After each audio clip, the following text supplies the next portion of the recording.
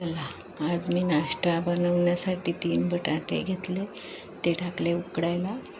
तर त्याच्या 3 शिट्ट्या घेऊन घेते. इकडे पोहे पण घेतलं, थोडं ते धुवून घेतलं चांगलं, 5 मिनिटं भिजायला ठेवले. इकडे आता बटाटे उकडून झाले, गरम असल्यामुळे ते कापा करून घेतल्या, थंड होतील. त्याच्या साली काढून घेते. आता साली काढून झाले. कोथिंबीर घेतली, हिरव्या मिरच्या घेतल्या, चवीपुरतं थोडं मीठ घेतलं, मेकरने बारीक करून घेतलं चांगले एकजीव. आता छोटे छोटे गोळे करून घेते. गोळे करून झाले आपली तयार. आता तेल ठेवलं, चांगले लाल होईपर्यंत फ्राय करून घ्यायचे. त्याला मस्त कलर पण येतो, खायला चव पण लागते चांगली. बघा आपले इकडे आता तळून झाले.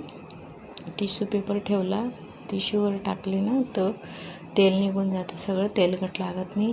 इकडे कोथिंबीरची चटणी पण केली मी. आपली प्लेट पण झाली तयार. चला नाश्ता करू.